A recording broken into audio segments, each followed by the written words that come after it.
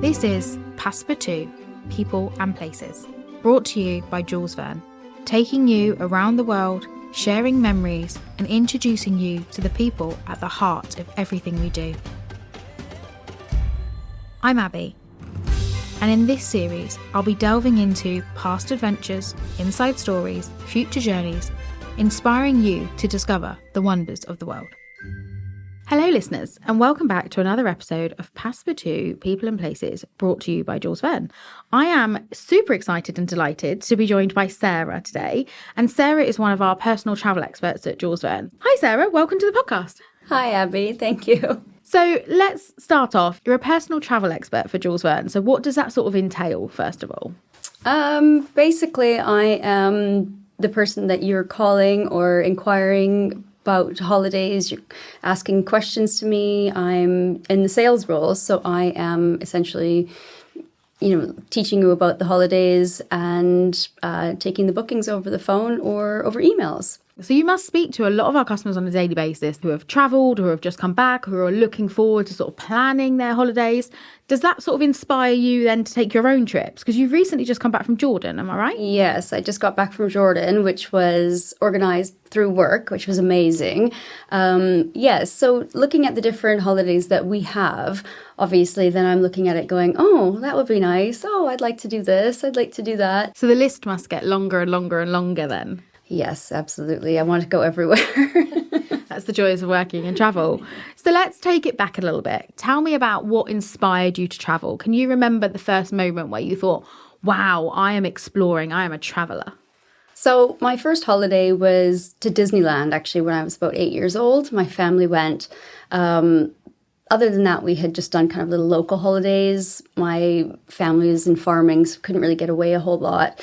But I think the first biggest trip that I had that really inspired me to travel more was I was 17 and it was a graduation present to come to London.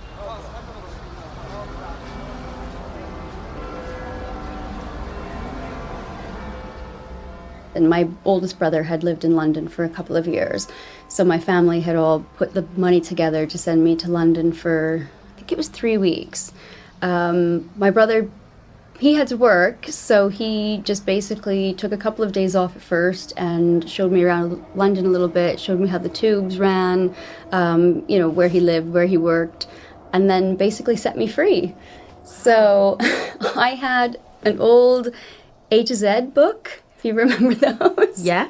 And I just walked around aimlessly in the streets and just kind of followed the A to Z. Wow, and just took it all in. So the listeners may hear in your accent that you are not from the UK. No, I'm Canadian.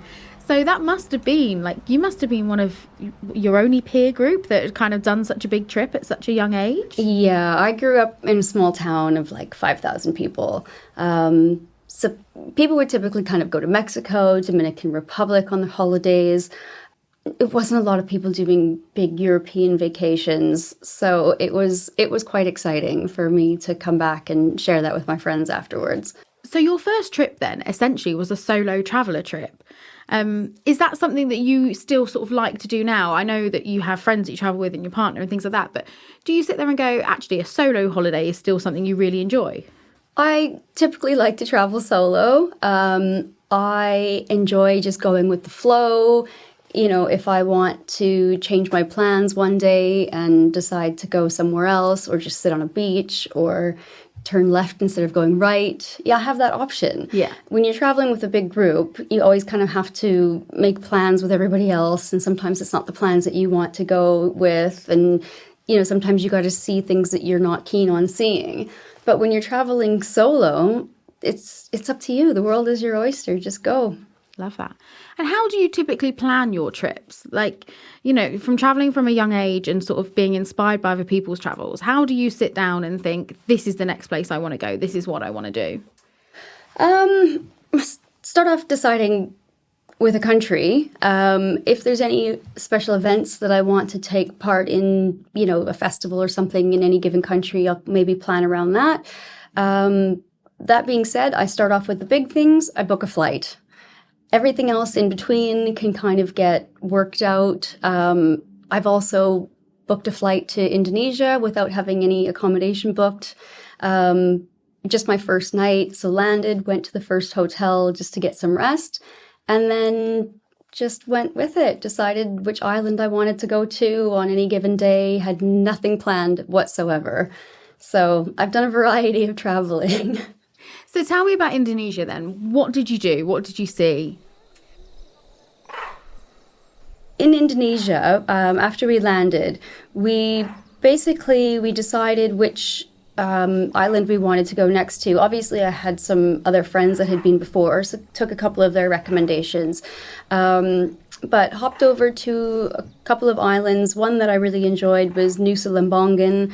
It was just an island full of seaweed farmers and surfers. So basically, it was just super chill. There was no motorized vehicles aside from scooters. I did lots of scuba diving. Absolutely love scuba diving. Lots of surfing as well. That was a lot of fun.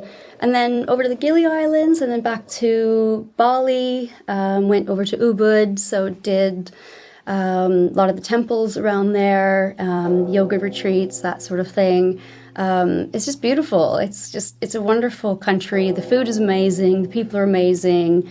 It's lush, it's green. It was beautiful. It's one of the best places to purely relax, isn't it? Especially Ubud. It's just one of those destinations where you can just go up into the mountains, be surrounded by the trees and the fog coming down and feel like you're sort of on top of the world and no one else is there. Right, yeah, it was stunning. So talking about food then, you said amazing food.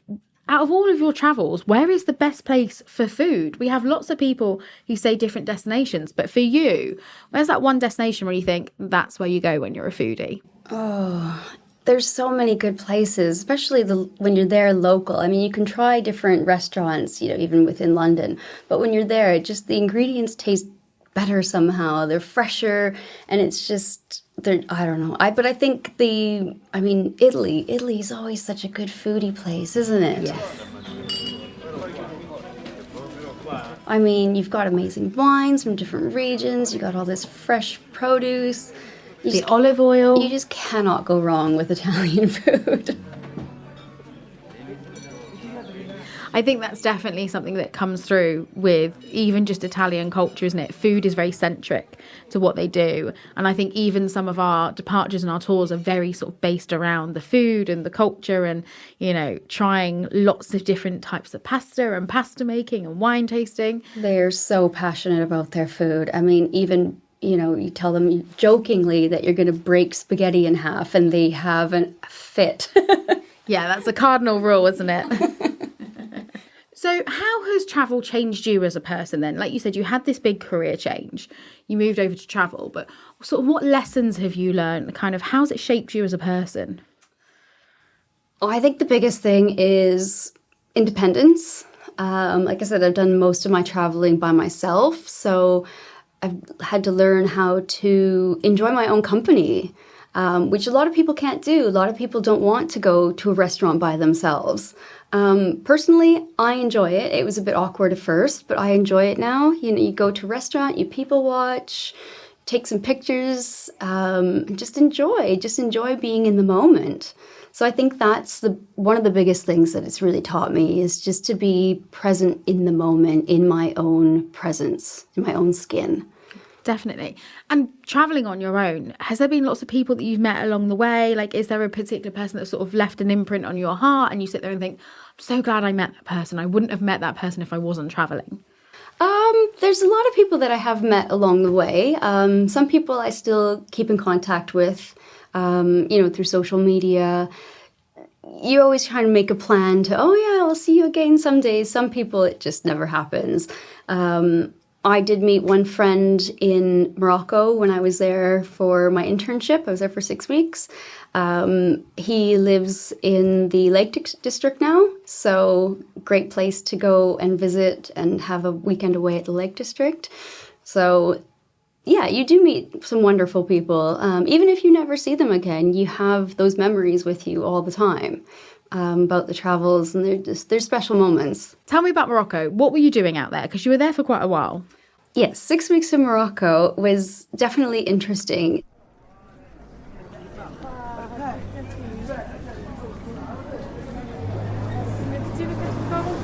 Very overwhelming at first, I will say, because you get the mixture of, it's a place that you've never been before. It's very busy in the Medina. It's like a labyrinth. You get lost very easily. So you get the donkeys in the streets. You're also getting a mixture of the smells of the beautiful spices, but then you get the smells of the donkeys, and then you get, you know, just the busyness, the noises, the cars around you, the people talking, all the different languages in the city as well.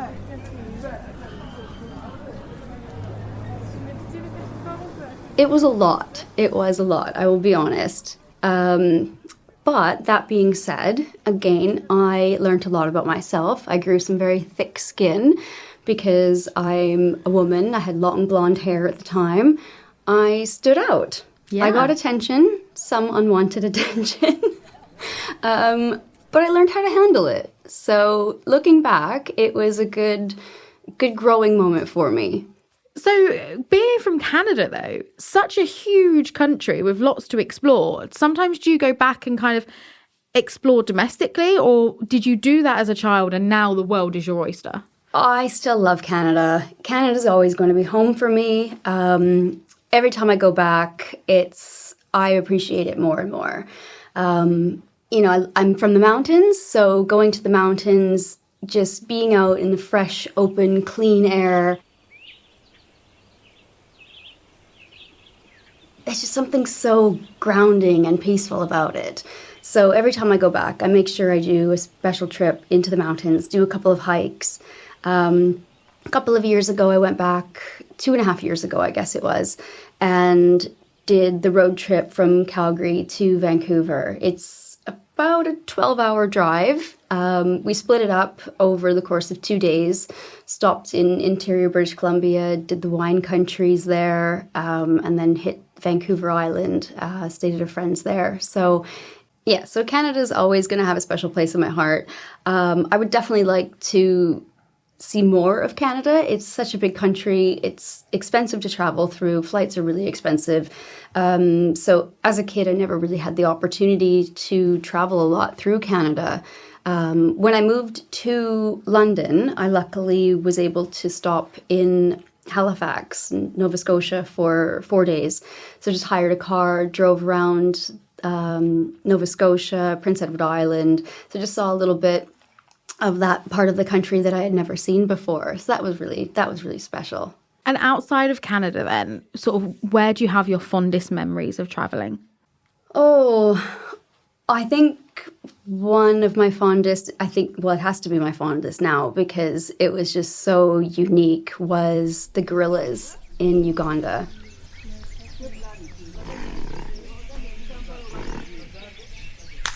I had a very unique experience in that the silverback walked past me and ran right into me and knocked my legs out. Wow. Amazing and terrifying at the same time. Your heart beats really fast when you see a 240-kilo silverback gorilla coming towards you. And what do they tell you to do in those scenarios? Like, you know, I haven't done gorilla trekking, but it sounds amazing, but also sounds terrifying. So do you have like a little talk before? Well, how does it happen? They tell you beforehand to not make any sudden movements or to not shout. I was just standing there and just filming. He was kind of off over on the side, and then I had turned and I was looking at the baby gorilla in the trees, and then I heard some rustling and I turned again, and the silverback I felt like he was charging at me, but I mean, he wasn't actually charging. He was just walking past me. But like I said, seeing that come at you is pretty remarkable. What an experience. And how long were you in Uganda for? So it was me and my mum traveling. We did Kenya, Uganda, and Rwanda. So it was about 3 weeks in total for all of them. So we did the safaris, and then we ended in Uganda and then Rwanda. So yeah, it was amazing, actually. That has to be my most fond memory now.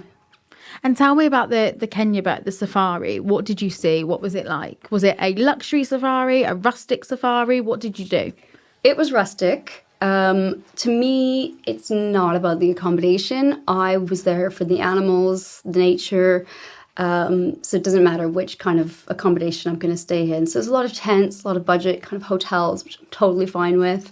But morning and afternoon safaris. So, you know, you see the cheetahs, the lions, lots of giraffes, zebras. They're just there, and like little babies. We saw little baby lions and little baby elephant. He was adorable. He was only about a week old. He's little wobbly knees still. They're so cute. So yeah, it was just lots of safaris and around the lakes, around Lake Nakuru, lots of birds around there, which if anybody's a big bird fan, definitely go there. It was amazing. We had 16 people in our group. Everybody got along really well. So we still have a group chat. People put pictures and memories still on there now. That's it, isn't it? Traveling in a group, you kind of can carry on sharing those memories going forward, because you do tend to stay in contact, and some people even travel again, don't they, with groups? Yeah, some people have met up again afterwards. You know, back in the UK, they've met up, had lunch, that sort of thing. So you're talking about making friends. Yeah, absolutely. So where next is on your list then? Like we said, you speak to our clients all the time. They're inspiring you with their own trips. Your friends are inspiring you. You get inspired by places you've been before. How are you going to decide where you're next going to go? Where is it going to be? I think the next place that I'll have to plan is Sri Lanka. Oh, yes. Somewhere that I wanted to go to, was actually meant to go to a few years ago, but there was some political unrest and I ended up having to cancel it all, which was very disappointing. So I'd really, really like to go there now. And like I said, I think it's got a good mixture of the culture that I like witnessing. I like surfing, some good beaches for surfing. You know, I've heard they've got some amazing food as well. So definitely on my list. And we've got some great tours as well to Sri Lanka. So every time somebody books one, I'm looking at it and it's coming forward more and more. So Sri Lanka is next on the list. But as we said earlier, you've just come back from Jordan, haven't you? How was that? What an amazing destination. Jordan was incredible. I went there on a fam with work for the first 4 days, and then I was able to extend on my own and see Petra, the Dead Sea, and Wadi Rum.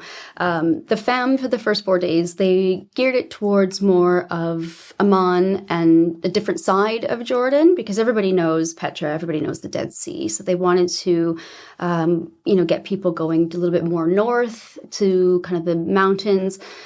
But of course, if I'm going to be in Jordan, I want to see Petra. So I was able to extend and have a float in the Dead Sea, which was, it's the most bizarre feeling, really. It is, yeah. You think you need to swim and kick, but you can just really sit down in the water and just float.